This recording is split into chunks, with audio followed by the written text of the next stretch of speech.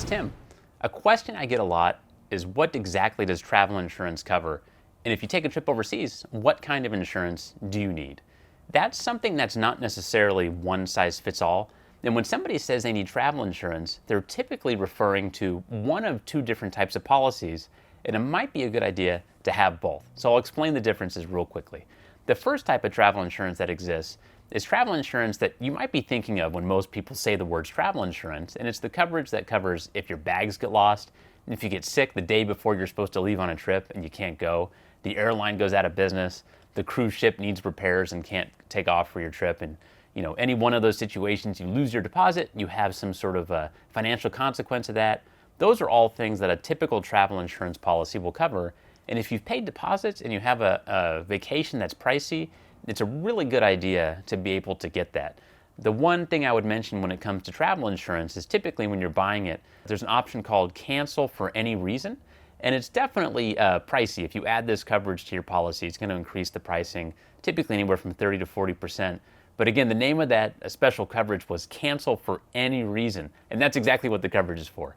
And so that could be a way to get coverage for, say, COVID, for instance, when without that, most policies are going to exclude COVID. So that's the first type of coverage. The second type of coverage is international medical care. So that's a whole different bucket. It's a whole different can of worms, if you will.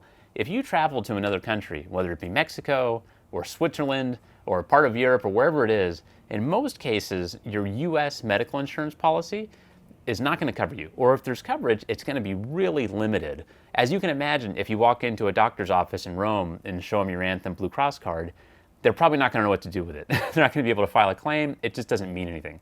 So international medical coverage is exactly that. It pays cash if you need medical attention in another country, and probably more importantly, it's going to pay to evacuate you, whether it be via air transportation on a plane or a helicopter or an ambulance, road ambulance, whatever it is. It'll pay for that transportation and also coordinate it, because I'm assuming if you were in a condition that you needed to get evacuated from a country medically, you're probably not in a condition to be able to call around to see exactly how that works. So having an international medical policy will coordinate those things as well.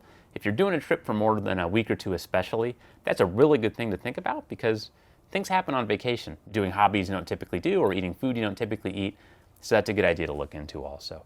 So those are the two policies that you want to take a look at when you take a trip. The last thing I'll mention is you definitely want to go ahead and Google the Department of State travel advisories for the country that you're going to, just to take a look at what the latest is in regards to traveling to that country.